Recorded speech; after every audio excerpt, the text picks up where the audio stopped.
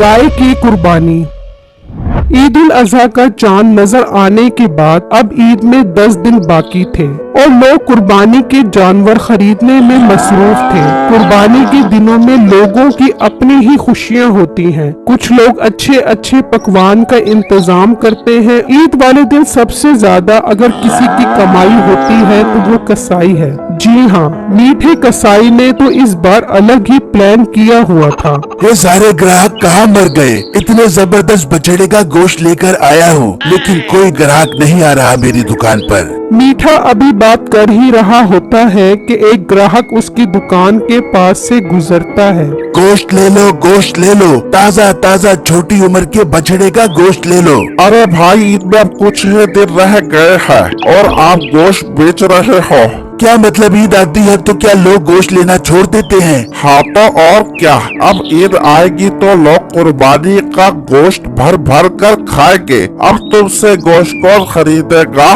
वो ग्राहक की बात करके वहाँ से चला जाता है तो मीठा सोचता है, अरे यार, इस तरह तो मेरा सारा गोश्त खराब हो जाएगा। मैं ये गोश्त ले जाकर फ्रिज में रख देता हूँ, अब ईद के बाद बेचूंगा। फिर मीठा अपना सारा गोश्त लेकर घर चला जाता है तो उसकी बीवी कहती है, ओ मीठा, ये गोश्त क्यों वापस लेकर आ गया है? ओ बेगम, अब ईद आने वाली है ना, इसलिए कोई ग्राहक नहीं आ रहा मेरी दुकान पर। अब ईद के बाद बेचूंगा गोश्त। नहीं तो अब क्या तू 10 दिन घर बैठ कर रोटियां तोड़ेगा?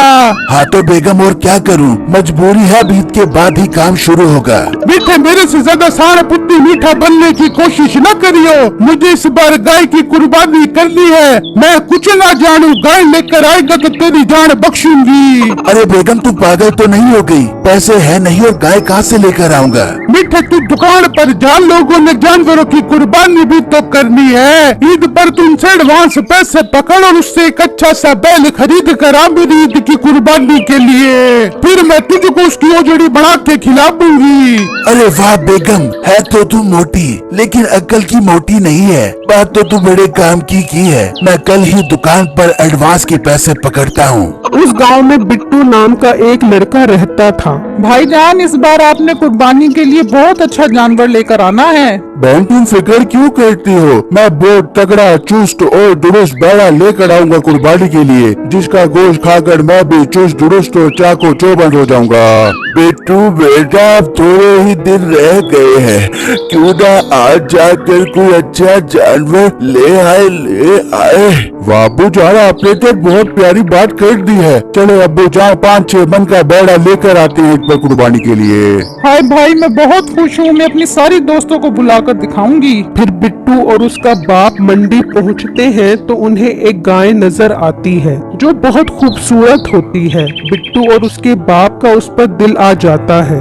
बहुत खूबसूरत बैला है, इसमें तो कोई शक नहीं है। खूबसूरत है तो साहब जी ले लो ना, देसी घी बादाम खिला खिला कर पाला है मैंने इसे। हाँ भाई, वो तो इसकी सेहत बता रही है कि इस बैल ने बहुत सारे बादाम और देसी घी खाया हुआ है। क्या मांग रहे हो इस बैले का भाई? साहब जी बस 3 लाख रुपए दे दो, ये बैला ले जाओ। नहीं, ये बात ना करो, ना करो। बैला 2.5 लाख से ऊपर का नहीं है। अगर 2.5 लाख में दे रहा है तो ठीक है, बेटा हम आगे जा रहे हैं। अरे रुको साहब जी, 2.5 लाख में सौदा पक्का करो ना यार।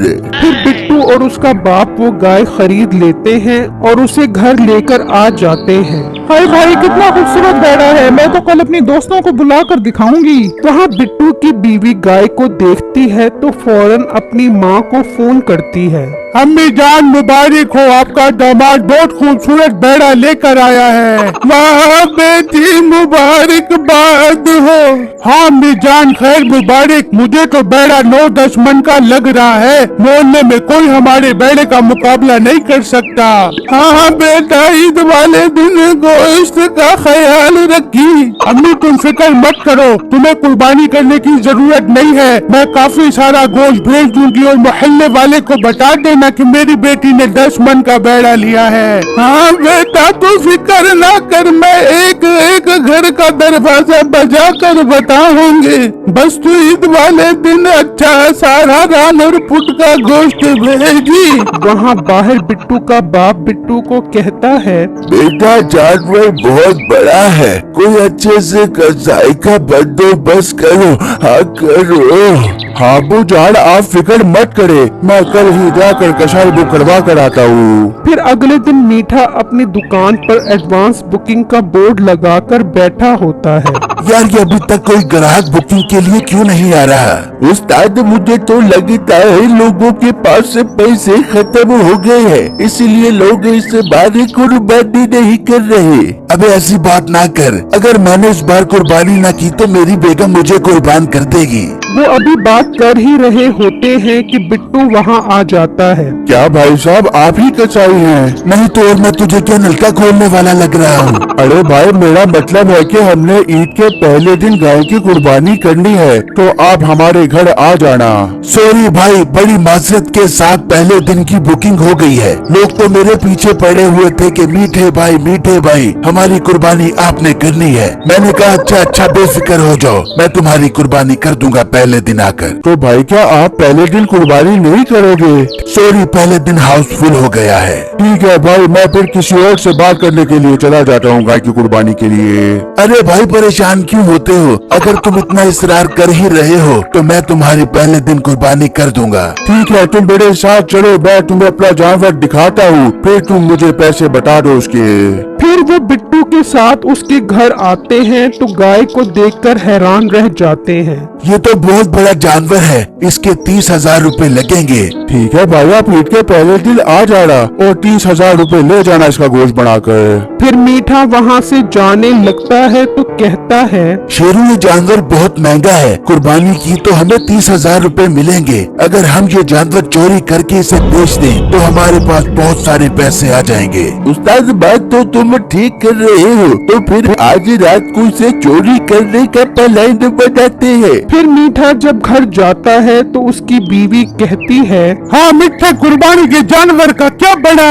बेगम तेरा शोहर को आम बंदा है, तेरे लिए कुर्बानी के जानवर का इंतजाम हो गया है। कल तेरे लिए अच्छी सी गाय लेकर आ जाऊंगा। अरे बिट्टे आई लव यू, दिल खुश कर दिया तूने मेरा।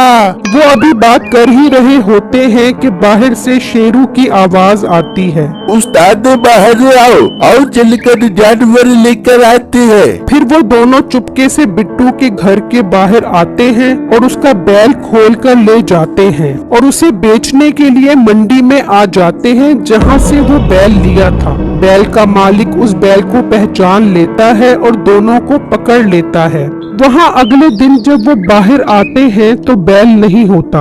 अबू जान ये बेड़ा कहाँ चला गया है? हाँ मैं लुट गई, अब मैं अपनी अम्मी को गोश्त कहाँ से भेजूंगी? बेटा हो सकता है रात को उसकी रस्सी खुल गई हो और वो वापस अपने भाई के पास चला गया हो।